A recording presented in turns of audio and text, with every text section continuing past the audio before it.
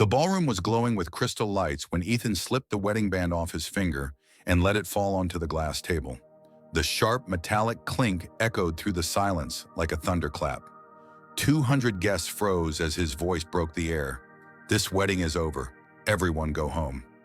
Just moments before the giant screens had revealed the unthinkable, his bride Madison in the arms of other men, her perfect smile crumbling as her lies unraveled in front of everyone. Madison fell to her knees begging, swearing it was just physical, but Ethan recoiled as if her touch burned him. What none of the guests knew was that behind this shocking moment stood his mother Linda, a woman who had sacrificed everything to protect her son from a lifetime of betrayal. Stay until the end, because what happened next will leave you questioning how far a mother's love should go. "My dear, you shouldn't have come. We only invited you out of pity." The words sliced through the joy of the day like a blade. They came from the lips of my new daughter-in-law, Madison Hayes, delivered in a voice dripping with sweetness, loud enough for nearby guests to hear. My heart stopped, but my face didn't flinch. I simply smiled the way a woman smiles when she is already prepared for battle. My name is Linda Parker, and this is the story of how a single moment at my son's wedding changed everything. That morning had begun like a dream. My only son, Ethan, was finally getting married after 3 years of courtship. I rose early, pressed my navy blue dress, the only elegant piece I owned, and spent extra time fixing my hair. This was supposed to be a celebration, not just for Ethan, but for me too. I had raised him alone since his father abandoned us when he was just 8. Every sacrifice, every overnight shift as a nurse, every dollar I saved it all, led to this day. But weddings have a way of revealing truths no one expects. The ceremony was held in one of the most exclusive ballrooms in New York City, a place I never thought I'd set foot in. I had paid for half of it myself using my life savings, though Ethan never knew. I told him it came from a small inheritance. The truth was harder. I had worked endless double shifts, skipped vacations, and sold heirlooms just to see his happiness bloom. Madison looked radiant in a white silk gown that cost more than half my yearly salary. Her parents, wealthy and polished, greeted me with the kind of cold courtesy that made me feel invisible. I was not the mother of the groom in their eyes. I was the widowed nurse who barely belonged. And that became painfully clear when I saw my seat. The mother of the groom traditionally sits in the front row, close enough to touch her son's hand. Instead, I was tucked away in the third row, watching strangers occupy the seats that should have been mine. When I asked why, Madison smiled sweetly. "Oh, Linda, the front row is only for immediate family." Immediate family, as though I had not carried Ethan in my body, nursed him through every fever, cheered him through every failure and success. Still, I stayed quiet. Because that's what mothers do. We swallow our pride for the sake of our children. After the vows, while guests flooded into the reception hall, Madison pulled me aside.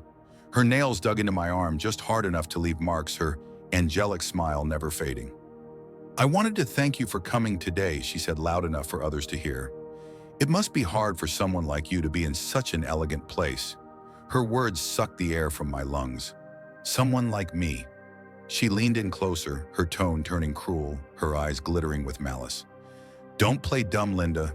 You don't belong here. Ethan and I argued for months about inviting you, but in the end we thought it would be cruel not to. After all, you're his mother. But let's be honest," she paused, letting her words pierce like needles. "You shouldn't have come. We only invited you out of pity." The world stopped. The music, the laughter, the clinking glasses, all of it blurred into silence. I could feel the eyes of the guests who overheard whispers rippling through the crowd. Some gasped in shock, others looked at me with pity. For a moment, humiliation threatened to crush me. But instead of crying, instead of breaking down like Madison expected, something else happened. A calm, cold strength spread through me. My lips curved into a slow smile, and I met her gaze with a steadiness that made her falter for the first time since I had known her.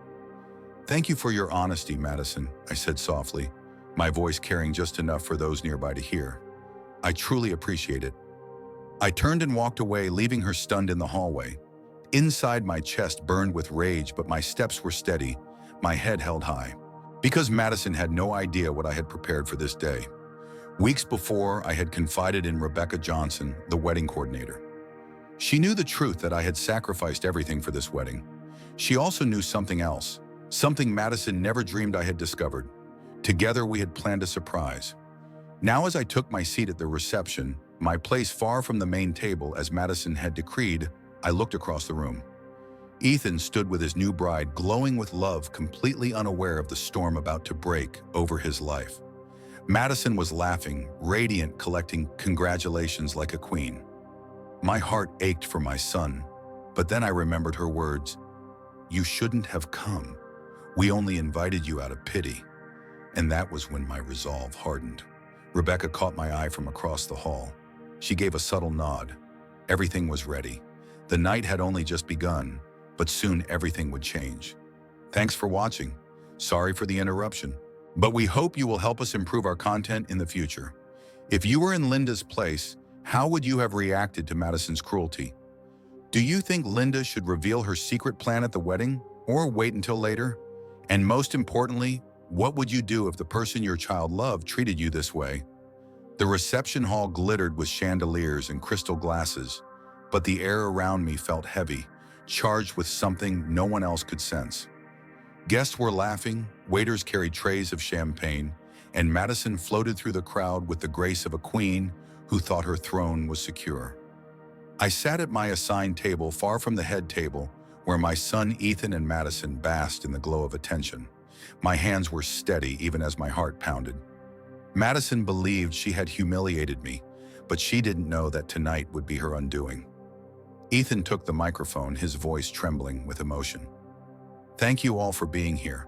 Tonight is about love, about family, about new beginnings." His smile melted me, reminding me of the little boy who once clutched my hand on the first day of school. He had no idea that the woman beside him was about to destroy him. When the applause faded, I rose from my chair. The room fell quiet. Mothers of the groom didn't usually speak at receptions, especially not mothers who had been shoved to the background. Ethan's face lit up with warmth, but Madison's composure cracked for a split second. Her eyes widened, sensing danger. "Forgive me for interrupting," I began, my voice clear and calm, "but I too have something to share." A murmur spread through the crowd. I lifted my hand slightly. Across the room, Rebecca Johnson, the event coordinator, understood my signal. The lights dimmed. The large screens flickered to life. At first, the images seemed harmless, a photo of Ethan and Madison during their first year together, smiling at a summer fair. The guests sighed and smiled, expecting a sentimental slideshow. But then the second image appeared. Gasps erupted across the hall. It was Madison in a dimly lit bar, locked in a passionate kiss with a man who was most certainly not Ethan. The timestamp glowed in the corner of the screen just 6 months earlier. The applause, the laughter, it all died in an instant. A wave of whispers surged through the hall like a rising tide. "What is this?" Madison's voice cracked sharp and panicked. "Turn that off right now." But the slideshow rolled on, photo after photo. Madison at expensive restaurants, clinking glasses of wine with strangers. Madison slipping into a luxury hotel with another man's arm draped around her. Madison laughing on a balcony in Miami, her lips pressed to someone who wasn't her husband-to-be. Ethan's face drained of color. His smile collapsed, replaced by a look of pure devastation. He staggered backward as if struck by a physical blow. Madison lunged toward him, her voice shrill. "It's fake, Ethan. All of it. Your mother manipulated the pictures. She's jealous of me. She's always hated me." Her mask was gone. The sweet bride everyone thought they knew was unraveling in front of 200 witnesses. Ethan's voice was barely a whisper, but the microphone carried it through the silent hall. "Madison, look me in the eyes and tell me this isn't real." She froze. For a split second, I saw the truth in her eyes.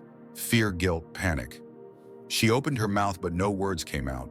The silence was more damning than any confession. And then the final video played.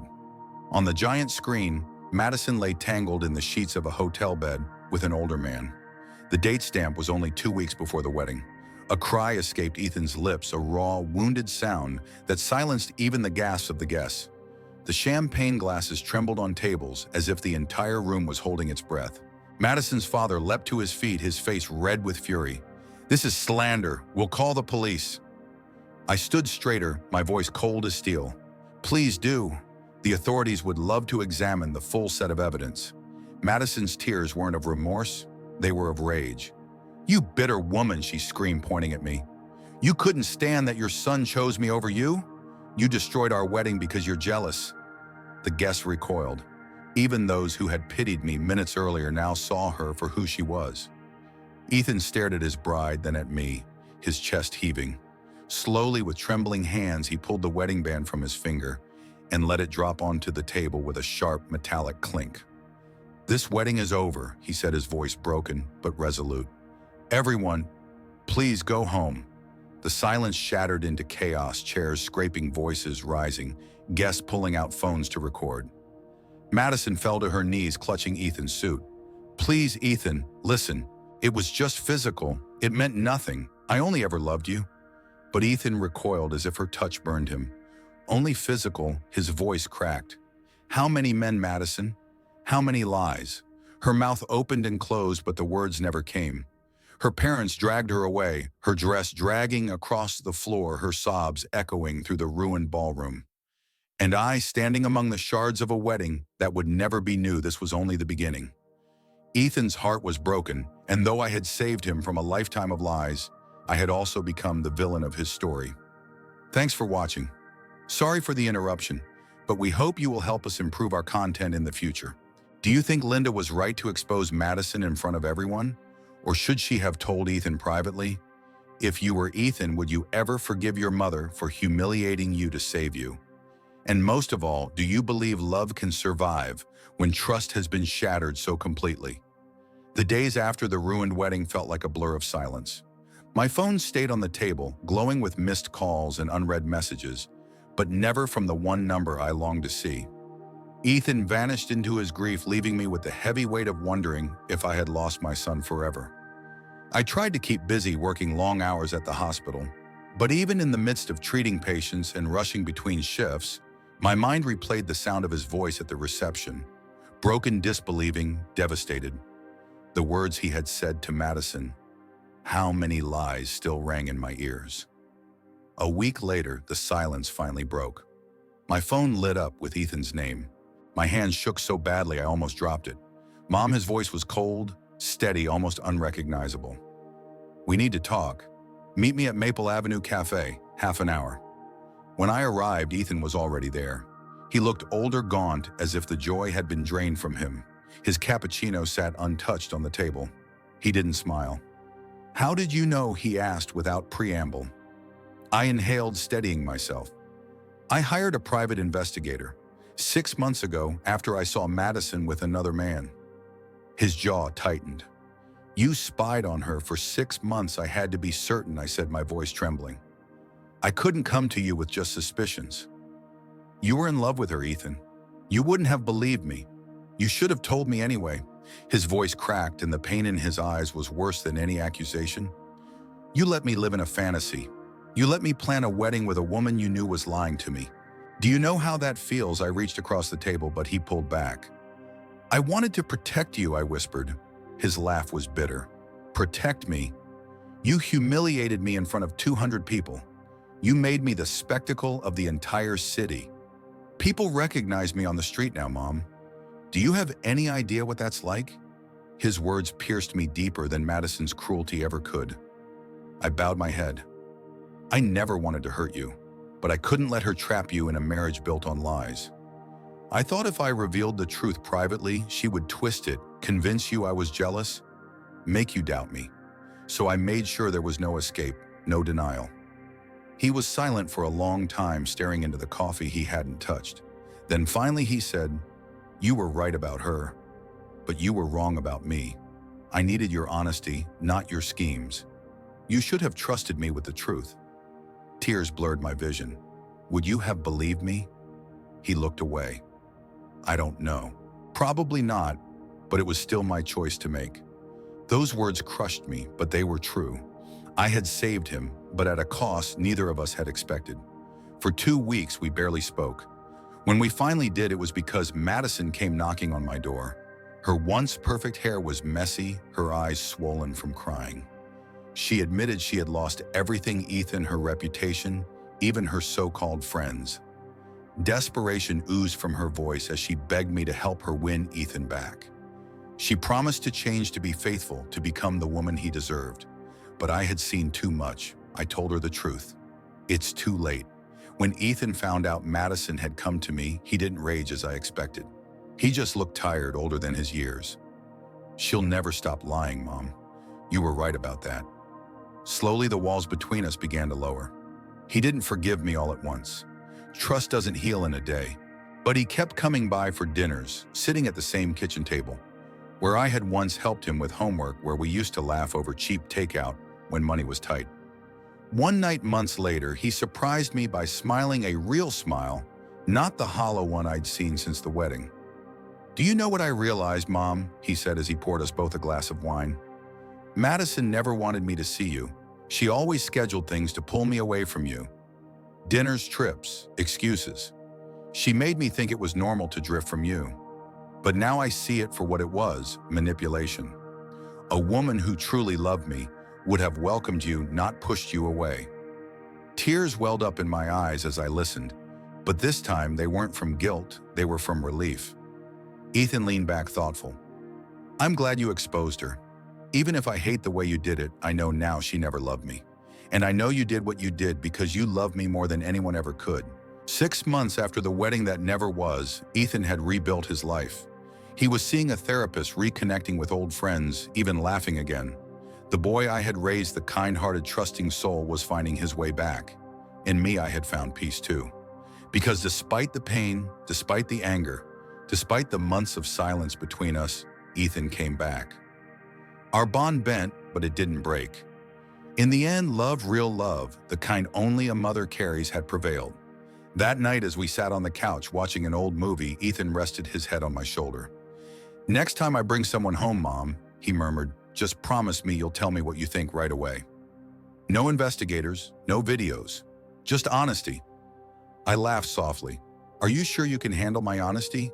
He smiled. "After everything we've been through, I can handle anything."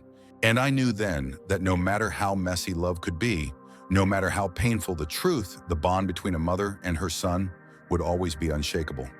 Thanks for watching. Sorry for the interruption.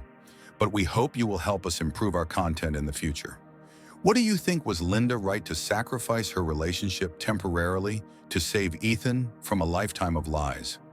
If you were Ethan, would you have eventually forgiven your mother for exposing the truth in such a public way? Did this story touch your heart? If it did, comment the number 100 below. Tell us which country you're watching from, and don't forget to share this story so others can feel this message too.